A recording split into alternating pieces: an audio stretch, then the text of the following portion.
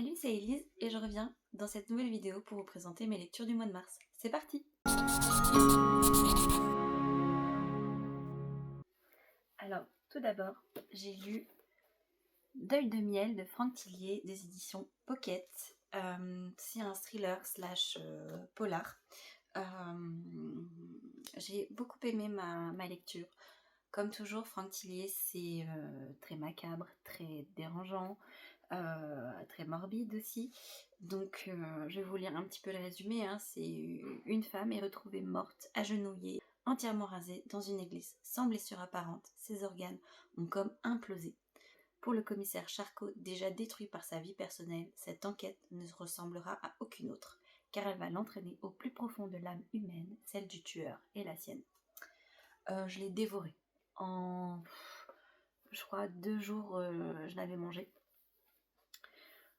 C'est pas aussi page-turner que ce que j'ai pu lire précédemment de ce même auteur, mais ça a été très particulier. Il y a des choses qui m'ont dérangée, il y a des choses qui m'ont dégoûtée. Bah bon, après c'est le but de lire un thriller polar. Donc on suit Charcot. Alors j'aurais peut-être dû le lire avant Ange Rouge, qui explique un petit peu pourquoi Charcot se retrouve dans cet état psychologique et émotionnel dans ce tome-là. Je pense à l'occasion, si je le trouve, Ange Rouge, qui explique un petit peu plus son état et surtout qu'est devenue sa famille. Donc voilà, mais super intéressant au niveau de tout ce qui est justement l'apiculture, tout ça, c'était vraiment pas mal. Et puis ce qui est chouette, c'est que Franck Tillier, sa particularité et aussi pourquoi je l'aime tant, c'est qu'il a vécu aux mêmes endroits que moi. Donc il a vécu aussi bien dans le Nord-Pas-de-Calais que ici en région Auvergne-Rhône-Alpes. Et dans ses thrillers et tout, il parle soit du Pas-de-Calais, du Nord, ou bien de Grenoble. Enfin, pour l'instant, c'est dans tous ces livres que j'ai pu lire, c'était dans ces lieux-là qui me parlent beaucoup, des endroits où j'ai pu aller, des endroits où j'ai pu vivre. Donc on est complètement, enfin moi j'ai été complètement immergée, fascinée par son écriture et puis par les lieux qu'il décrit. Donc voilà, c'était un coup de cœur, mais c'est pas mon préféré. Ensuite, j'ai lu La sage-femme d'Auschwitz d'Anna Stuart, édition J'ai lu, format toc toc. C'était une histoire bouleversante. Je pense que vous avez compris, Auschwitz, les camps de concentration, les camps d'extermination, donc Auschwitz-Birkenau. Donc on va suivre Anna, bien évidemment, qui est une sage-femme, et de Esther Abrams, qui veut devenir infirmière. Les 2 jeunes femmes sont très proches l'une de l'autre. Et on va les suivre pendant la Seconde Guerre mondiale, surtout durant les camps de concentration. Et ce qu'elles ont pu faire, alors c'est tiré aussi d'une histoire vraie, c'est ce qui est, je trouve, le plus saisissant là-dedans, c'est que pour certains passages, ça a vraiment existé. Et jusqu'au bout, j'ai été dans l'espoir que ça finisse autrement que dans l'histoire qu'on a pu nous apprendre lorsqu'on était au lycée-collège. Malheureusement, c'est pas le cas. Mais voilà, je redoutais et j'avais quand même l'espoir que ça se finisse autrement. Mais magnifique ouvrage, magnifique écriture, ça se lit super bien. Voilà, jusqu'au bout, on y croit. Et voilà, c'était vraiment une superbe histoire. Et ce qui m'a donné, voilà, comme un désir de devoir de mémoire, je dirais, qui m'a donné envie d'aller faire un espèce de pèlerinage, peut-être à Auschwitz, et aller me recueillir pour toutes ces personnes. Parce que ça fait partie de notre histoire. Je sais pas. Après, voilà, mais ça m'a donné envie d'en apprendre plus. Alors j'ai acheté d'autres livres un peu sur la même fibre, la même ligne. Mais voilà, vraiment un très beau livre et une magnifique histoire réelle. C'est ça qui est d'autant plus touchant.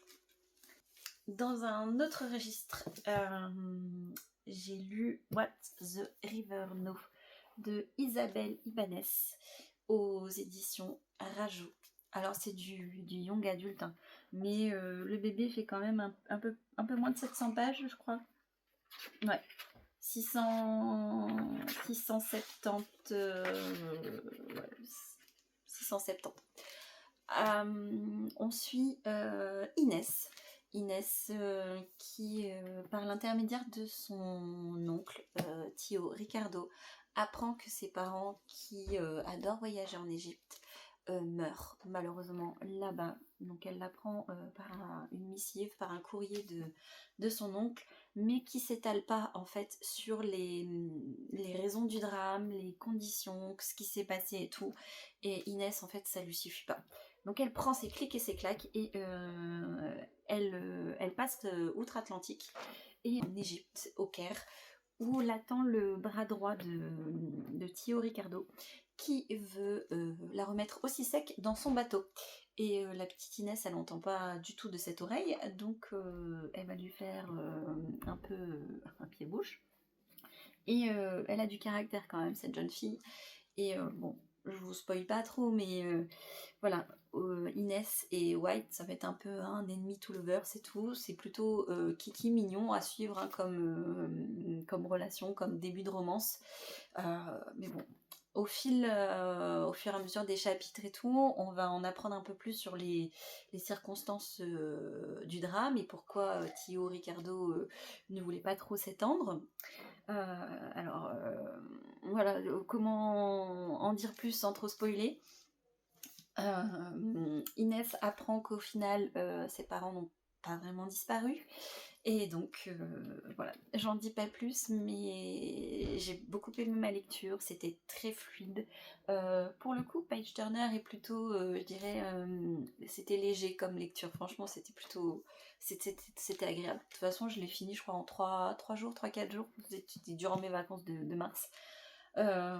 J'ai adoré, bon, Inès, elle a du caractère, mais un peu naïve, donc ça m'a un peu fait penser à moi, hein, surtout beaucoup à moi, comme quoi tous les gens ne sont pas gentils et bienveillants. Mais voilà, c'était une super lecture et j'ai très hâte que le tome 2 sorte. Ensuite, dans un autre registre, alors je n'ai pas le livre sous la main parce que je l'ai recommandé à mon entourage et donc il est à droite à gauche. C'était Tout le blé du ciel de Melissa d'Acosta. Donc je vous mets un petit descriptif, enfin un petit visuel du livre. Donc c'est un jeune homme, Émile, qui a 26 ans, qui découvre qu'il a un Alzheimer précoce. Et il veut pas finir sa vie dans un hôpital, clairement. Il veut pas faire subir ça non plus à sa famille. Donc il va décider en fait de rien leur dire et de prendre un van et de faire un ultime voyage. Et avant de partir, il met une petite annonce en ligne en disant que voilà, il cherche un compagnon, une compagne pour quelques mois, peut-être moins, peut-être plus, sans vraiment dire de quoi il est atteint. Et une jeune femme, donc Joanne, répond à cette annonce, une jeune femme qu'on décrit euh, tout- toute discrète, toute kiki, toute menue et tout. Et ensemble, ils vont découvrir la région, surtout de l'Occitanie, les Pyrénées et tout ça, donc des beaux villages, ils vont faire de belles rencontres. Mais au fil et à mesure, Émile est de plus en plus malade, a de plus en plus de perte de mémoire, de perte de contrôle, avec toutes les pathologies qui en découlent, que ce soit cardiaque, neuro, enfin... Voilà, donc Joanne, elle va être un peu un soutien qui va créer des liens et tout. C'était une superbe histoire. Bon, parfois il y avait un peu des passages un peu longués hein, sur la description des paysages, des montagnes, des Pyrénées qui étaient splendides, mais parfois c'était un peu long. Mais j'ai adoré cette lecture, je me suis attachée mais incroyablement à Joanne et à Émile. Alors Joanne, on explique un petit peu tout son passé, pourquoi elle est discrète, pourquoi elle est dans le noir, dans le sombre. Et Émile aussi, elle va essayer de... Ils vont être, je pense, enfin, l'un et l'autre, la rédemption de chacun. Donc c'était une belle histoire. Et puis il y a quelques semaines, je sais plus, j'ai découvert qu'ils avaient fait une version sur Netflix de Tout le bleu du ciel. Et alors c'est une belle adaptation, mais je trouve trop courte. J'ai pas eu le temps de m'accrocher au personnage comme j'ai pu m'accrocher au personnage des romans. Il y a beaucoup de choses qui pour moi me semblaient extrêmement importantes dans le roman, qui n'ont pas été retranscrits dans le film, et je trouve ça extrêmement dommage. Et à la fin, ils finissent au bord de mer, alors qu'en principe, ils meurent dans un refuge en plein milieu d'une montagne. Donc j'ai trouvé ça un peu... voilà, j'ai été un peu sur ma faim pour le film, mais je vous conseille mais à 100% le livre de Melissa d'Acosta, Tout le bleu du ciel. Ensuite, un autre livre que j'ai prêté, puisque je l'ai recommandé, c'était La femme de ménage de Freda McFadden. Donc je vous mettrai aussi pareil en visuel et tout, hein. C'est un œil dans un trou de serrure, enfin un peu mystérieux. Donc on suit, si je me souviens bien, Millie, ouais, elle s'appelle Millie. Millie qui, ça fait pas longtemps qu'elle est sortie de prison, elle vit dans sa voiture, voilà, c'est un peu la galère pour elle, qui a été virée de son ancien boulot, de son ancien appart et tout, et qui cherche en fait un job, un lieu où s'établir. Et là, il y a une annonce pour être femme de ménage, slash gouvernante et tout, tenir la maison d'une riche famille new-yorkaise, donc les Westchester. Oui, Winchester, c'est dur à dire. Et donc voilà, et elle décroche le fameux job, le job de ses rêves, quoi. Elle est super contente et tout. Et donc le couple, Madame Winchester, Monsieur Winchester, leur fille et tout, qui ont l'air super bien sous tout rapport et tout, et plus les jours passent, et plus elle se rend compte que la propriétaire est un peu cinglée. Il se passe un truc, il y a un truc louche et tout. Donc on suit au fur et à mesure les aventures, l'intrigue, le suspense qui se met dedans et tout. Et donc au début c'est vraiment, on suit Millie, et dans son regard à elle de la situation, tout ça. Et puis vient le fameux jardinier. Je trouve qu'à partir du moment où le jardinier rentre dans l'aventure, tout s'accélère. Donc voilà, donc le jardinier lui dit qu'elle est en danger, qu'il faut qu'elle quitte la maison et tout. Alors je vais pas vous spoiler, vous raconter la fin. Et après on est sur une autre vision d'un autre personnage de l'histoire, et on comprend plus certaines choses. On s'aperçoit qu'au final le méchant c'est pas celui qu'on pensait, et la fin m'a laissé un peu mitigée, parce que j'aurais voulu en savoir plus, j'aurais voulu que ça... Oui, peut-être pas que ça se finisse autrement, mais les 5 derniers jours qui se passent avec Millie et le personnage, le dernier personnage méchant, on va dire, voilà, j'ai trouvé qu'il manquait un peu de profondeur. Voilà, mais sinon, super lecture, super intrigue et tout. Franchement, très Page Turner aussi. Franchement, ça, je crois en 2 jours, je l'avais fini, 2-3 jours, je crois, en grand maximum et tout. Je l'ai fini, voilà, le soir, pendant la sieste des enfants. Enfin, voilà, j'ai déballé. Et donc voilà. Après, j'ai vu qu'il y avait d'autres tomes de la même autrice et dans la même fibre, là, la femme de ménage. Je crois qu'il y a 4 tomes. Je me tâte. Est-ce que je me les procure? Est-ce que j'attends un petit peu? Je sais pas. J'ai peur que ce soit toujours rond dedans, genre Millie dans une autre famille, dans un autre pays, mais toujours dans cette même intrigue de je vais dans une famille, il y a un truc qui se passe, un truc bizarre, elle résout l'affaire, enfin, vous voyez un peu le genre. Donc je sais pas, j'attends, Bon, après j'ai bien aimé, hein, j'ai bien aimé. Voilà, j'attends, je suis un peu sur mes gardes. Je vais attendre un petit peu. Ensuite, dernier livre que je n'ai pas en ma possession, enfin que je n'ai plus en ma possession parce que je l'ai prêté aussi, parce que je l'ai recommandé, c'était Un animal sauvage de Joël Dickers. Alors lui, c'était un livre qu'on m'avait moi-même recommandé. Donc on suit, comment il s'appelait? Il avait un nom, Arpad et Sophie, qui sont un couple. Alors elle est avocate et lui il est banquier ou dans la finance, si je me souviens bien. Et c'est un couple qui a réussi sur tous les aspects de leur vie, que ce soit professionnel, personnel, financier, leurs enfants, leur maison, leur voiture, voilà. Beaucoup de quand on les voit de l'extérieur, ils ont réussi leur vie. Et puis de toute façon, ils ont une maison magnifique, hein, ils s'appellent la Maison de Verre. Alors, je veux voir cette maison. Le nombre de fois que Joël Dickers a écrit la Maison de Verre dans son roman, voilà, j'aurais dû les compter, mais il y en a eu tellement. Après, dans sa description, c'est une superbe maison. Je veux la voir. Je sais qu'elle est pas loin, parce que j'habite à la frontière suisse, donc l'histoire se passe en Suisse. Et je veux la voir, cette maison. Elle doit être incroyable, cette baraque. Donc voilà. Et vient, entre guillemets, la rencontre d'un autre couple, dont le mari, qui s'appelle Greg et Flecky. Et Greg tombe éperdument amoureux et sous le charme de Sophie, qui est une quarantenaire très belle, très apprêtée, une grande brune, enfin une femme apparemment splendide et superbe, et qui décèle un petit côté un peu mystique, enfin voilà. Donc Greg commence à espionner Arpad, et Sophie. Et en les espionnant, il s'aperçoit qu'au final, Sophie et Arpad ont un passé assez compliqué, qui n'est pas très légal, et donc va s'ensuivre en fait un cheminement, une enquête, mais pas très légale, et puis il veut quand même les coincer malgré tout.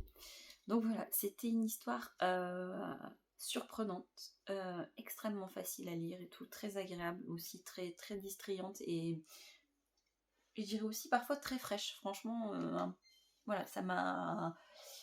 Ah, c'est sympa, ça change de ce que j'ai pu voir et tout. Et puis au début, je trouvais pas trop le lien entre le titre Animal sauvage et le récit en lui-même. Et au fur et à mesure des chapitres, je me suis dit, ah, c'est peut-être pour ça, c'est peut-être pour tel personnage ou tel personnage, et au final, pas du tout. Après, je vous spoil pas, mais c'était vraiment une très très bonne lecture. J'ai adoré, et je la recommande à tous les gens avec qui je parle du livre, et justement, je l'ai prêté à ma cousine. Ensuite, arrive, on va dire, mes 2 déceptions du mois de mars. C'est cela. Alors, à Noël, on m'a gentiment offert Le Roi de la guerre et du sang de Scarlett Sinclair. C'est une romantaisie. Alors, on me l'a offert parce que Scarlett Sinclair, c'est une autrice que j'ai déjà lue, notamment, vous les voyez pas, mais ils sont au-dessus, de Hadès et Perséphone et la saga Hadès. Donc voilà, on me l'a offert, j'étais contente, hein, je savais même pas qu'elle avait écrit une nouvelle saga. Et donc on va suivre Adriane et Isolde. Donc Isolde qui est la princesse d'une contrée qui s'appelle Lara, et Adriane qui est un roi vampire / maudit par une déesse, créé par cette même déesse. Donc voilà, s'en va en fait le fait que Isolde, pour sauver son royaume des griffes de Adriane, accepte la demande en mariage de ce dernier comme un sacrifice en fait pour éviter que Adriane ne conquiert et fasse la guerre à son pays. Donc voilà, donc elle épouse Adriane, et par la suite on découvre un peu plus voilà les raisons pourquoi Adriane a extrêmement insisté sur le fait qu'il voulait épouser Isolde. Donc voilà, j'ai eu beaucoup de mal à m'attacher au personnage. L'histoire en soi, il y a du potentiel, hein, il y a vraiment du potentiel dans ce livre, mais après c'est du Scarlett Sinclair, hein, de toute façon, en ayant lu Hadès et Perséphone et Hadès, je savais un peu à quoi m'attendre. Il y a des scènes explicites, alors c'est pas à mettre dans toutes les mains ce genre de livre, hein. Il y a quand même des scènes qui sont très explicites, très spicy, Mais l'histoire, vous voyez, j'arriverai même pas à vous décrire ce qui se passe dans ce livre, tellement parfois c'est décousu et qu'on passe d'un lieu à un autre, d'une époque à une autre, euh, d'un, comment dire, d'une réincarnation à une autre. Après, c'était très intéressant, mais c'est pas un coup de cœur et c'est pas un livre que je recommanderais. Et comme je suis un peu butée et que je laisse quand même une seconde chance au roman, je me suis dit, allez, c'est le premier, c'est le temps de la mise en place, de l'histoire qui se met en route et tout.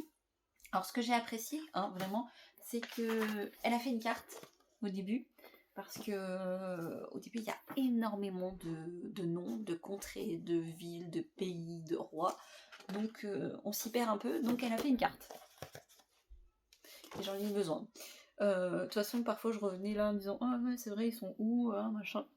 C'est où Rebecca, le palais rouge, ok, là, machin. Voilà. Donc, ça a été très utile. Ouais. Et je me suis dit, allez, c'est un tome 1. De toute façon, le tome 1, je me suis dit, il va y avoir un tome 2, tome 3, tome 4. Donc voilà, je me suis dit, allez, je laisse une seconde chance à l'autrice, à cette saga.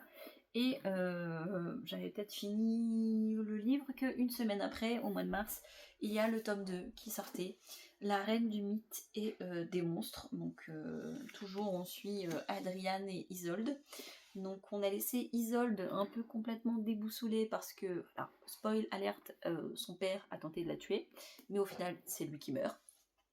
Donc voilà, et donc dans celui-là on suit un peu plus Isolde, un peu moins Adriane, mais pareil, j'ai eu énormément de mal à m'attacher aux personnages principaux, Isolde et Adriane. Alors il y a des petits personnages voilà, qui traînent un peu par là, que j'ai bien aimé, type Anna ou Darok, enfin voilà, mais qui sont très, très peu présents. Et j'ai trouvé ça dommage. Et même, comment elle s'appelle, Ravena. Ravena qui est, je vous spoil, hein, la méchante, entre guillemets. Et dans ce tome-là, en fait, il y a tellement de scènes explicites et spicy que ça en devient même ridicule. C'est trop. Limite, à la fin, je sautais les passages où je commençais à voir qui commençait à se déshabiller, machin, à parler, enfin voilà. Donc au final, je pense que sur tout le bouquin, il doit y avoir ça d'histoire et tout ça de cucu.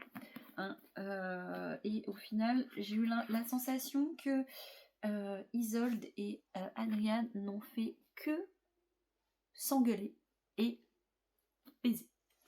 Voilà, tout le long du livre. C'est vraiment... Pareil que pour le premier, j'arriverai pas vraiment à dire le fil conducteur de l'histoire. Voilà, il est roi, elle est reine, c'est une ancienne sorcière de Saba réincarnée parce qu'il a prié la déesse de 10 et que, voilà, enfin, oui, tout le monde veut les tuer sans vouloir les tuer, ils peuvent pas mourir. Elle devient un autre monstre, donc elle est un truc bizarre. Hein. Donc elle est princesse de Lara, elle devient reine de Rebecca, puis ensuite elle devient, comment ça s'appelle le nom de ce...